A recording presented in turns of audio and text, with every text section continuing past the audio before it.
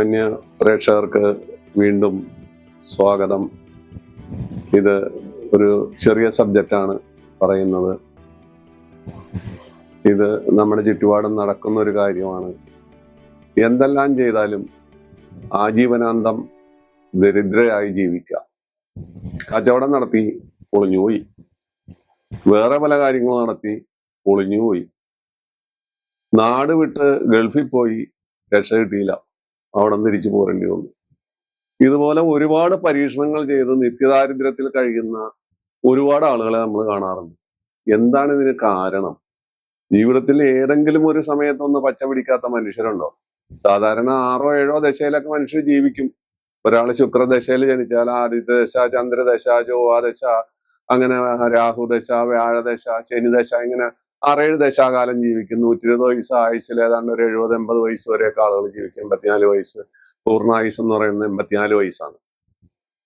അപ്പൊ ഈ കാലഘട്ടത്തിൽ എപ്പോഴും ഞാൻ ശ്രദ്ധിച്ചിട്ടുള്ള ഒരു കാര്യം എന്താ വെച്ചാല്, ഏതെങ്കിലും ഒരു ദശ ഇവർക്ക് ഗുണപ്പെടും.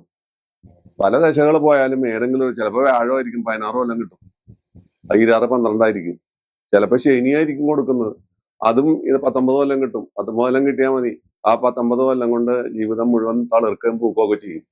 പക്ഷെ ഇതങ്ങനെയല്ല. ഇവിടെ ഈ പറയുന്ന വ്യക്തികൾ അങ്ങനെയല്ല. ഇവർ ഒരു കാലത്തും നന്നാവുന്നില്ല. എല്ലാ കാലത്തും ഭാരം ചുമന്നും കഷ്ടപ്പെട്ടും ദാരിദ്ര്യവേഷം കെട്ടി നടക്കുന്ന ആളുകൾ. കുചേലന്റെ ഭക്തി പറഞ്ഞാൽ എന്താണ് ഏറ്റവും വലിയ ദുഃഖം എന്ന് ചോദിച്ചപ്പോ പറഞ്ഞില്ലേ, ഇല്ല ദാരിദ്ര്യാർത്ഥിയോളം വലുതായിട്ടൊരാർത്തിയും എന്ന് പറയുന്നുണ്ട്. അത് സത്യമാണത്. ദാരിദ്ര്യത്തെ സംബന്ധിച്ച് നമ്മൾ പറയുന്നത് വലിയ സത്യം തന്നെയാണ്. കാരണം ദാരിദ്ര്യ ദുഃഖമാണ് ഏറ്റവും വലിയ ദുഃഖം. അപ്പോ ഇങ്ങനെ ഉണ്ടാകാനുള്ള ഒരു കാര്യം പറയുന്നുണ്ട്. ഈ ജ്യോതിഷത്തിലും ജ്യോതിഷ ബുക്കുകളിലും ഒക്കെ ഇത് വളരെ കാര്യമായിട്ട് പറഞ്ഞിട്ടുണ്ട്. ശകടയോഗം, ചന്ദ്രന്റെ 6 8 12 ഭാഗത്ത് വ്യാഴം നിൽക്കുക, അത് ദാരിദ്ര്യയോഗമാണ്. അങ്ങനെ വന്നു കഴിഞ്ഞാല് എത്ര വലിയ കുബേരനായാലും അവൻ ദരിദ്രവാസിയാവും. പിന്നെ കേമദ്രുമയോഗം എന്ന് പറയുന്ന ഒരു യോഗമാണ്. കേമദ്രുമയോഗം എന്ന് പറയുന്നത് ദാരിദ്ര്യയോഗമാണ്. പ്രാപ്തേ കേമദ്രുമേ തസ്മ കസ്മിൻ സ്തജായതേ രാജയോഗ വിനശ്യന്തി ഹരിം ദൃഷ്ട്യ യഥാധിപ എന്നാണ് പറയുന്നത്.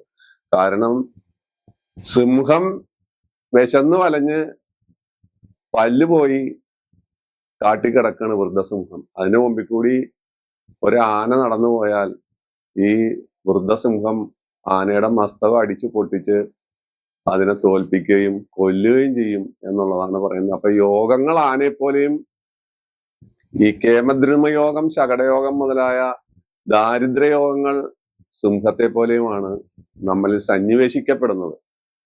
അതാണ് ഇവിടെ പറഞ്ഞു വരുന്നത്. കാരണം എന്ത് ചെയ്താലും നന്നാവില്ല, എവിടെ പോയാലും നന്നാവില്ല. അവര് മലിന വസ്ത്രധാരികളായിരിക്കും. അവര് അന്യന്റെ ഭാര്യയെ ആഗ്രഹിക്കും. കുഴിനഖം കുത്തിയ കൈവിരലുകളായിരിക്കും. മുഷിഞ്ഞ വസ്ത്രമായിരിക്കും. എത്ര നല്ല ഡ്രസ്സ് അവർക്ക് വാങ്ങിക്കൊടുത്താലും അവര് മുഷിഞ്ഞ വസ്ത്രം ധരിക്കുള്ളൂ. അവര് വൃത്തികെട്ട ഭക്ഷണവും കഴിക്കുള്ളൂ. നല്ല ആഹാരം കൊടുത്താലും അവര് ചീത്ത ഭക്ഷണവും കഴിക്കുള്ളൂ. ഇങ്ങനെയൊക്കെയുള്ള ഒരുപാട് പ്രത്യേകതകളുള്ള ഒരു വൃത്തികെട്ട യോഗമാണ് ഈ പറയുന്നത്. അത് 100 പേരിലോ 50 പേരിലൊക്കെ ഒരാൾക്ക് കാണാറുണ്ട്. അങ്ങനെയുള്ള ആളുകളെ നമ്മൾ കണ്ടെത്താറുണ്ട്. പക്ഷെ അയാളുടെ തലവിധി, അയാളുടെ കയ്യിലിരിപ്പ് എന്നെല്ലാം പറയും. പോക്സോ കേസിൽ പെടാറുണ്ട് ഇവര്. കാരണം എന്ന് വെച്ചാൽ അന്യന്റെ ഭാര്യയെ ആഗ്രഹിക്കുക, അല്ലെങ്കിൽ അന്യ സ്ത്രീ പ്രസക്തി ഉണ്ടാവുക, അങ്ങനെ ചെന്നപ്പെടുക, അങ്ങനെ ജയിലിൽ കിടക്കുക, ഇങ്ങനെയൊക്കെയുള്ള ഒരുപാട് കാര്യങ്ങൾ ഈ യോഗമുള്ളവർക്ക് ഉണ്ട്. ഇതിൽ നിന്ന് മോചനം കിട്ടാനായിട്ട് പൂജ നടത്തിയിട്ടോ അല്ലെങ്കിൽ മറ്റെന്തെങ്കിലും ചെയ്തിട്ടൊന്നും കാര്യമില്ല. അത് തലയിലെഴുത്ത് പോലെ, അശനിപാതം പോലെ ഇത് നമ്മളെ സന്നിവേശിക്കുന്ന ജന്മനാ ഉള്ള ഒരു യോഗമാണ്. ഈ യോഗം നമ്മളെ വല്ലാതെ പീഡിപ്പിക്കും. അത് പലരും പറയും മുജ്ജമ്മ പാപം കൊണ്ടാണ്. വലിയ തറവാട്ടുകാരനായിരുന്നു, തറവാട്ടിൽ ആന ഉണ്ടായിരുന്നു, ആ കാലഘട്ടത്തൊക്കെ ദൂർത്തടിച്ച് ജീവിച്ച അവസാനം ഇപ്പോ തറവാടും പോയി, എല്ലാം പോയി, ആള് വഴിയാധാരമായി. ഇങ്ങനെയൊക്കെയുള്ള കഥാപാത്രങ്ങളെ കാണുമ്പോൾ നമ്മൾ ചിന്തിക്കുക ഈ യോഗത്തെക്കുറിച്ച്, ഈ ഒരു മാലിന്യം പിടിച്ച യോഗത്തെക്കുറിച്ച്. ഈ യോഗം മനുഷ്യനെ അലട്ടുന്ന ഒരു യോഗമാണെന്ന് പ്രേക്ഷകരോട് പറഞ്ഞ് ഇനി അടുത്ത എപ്പിസോഡിനായി കാത്തിരിക്കുക. നിങ്ങൾക്ക് നന്ദി, നമസ്കാരം.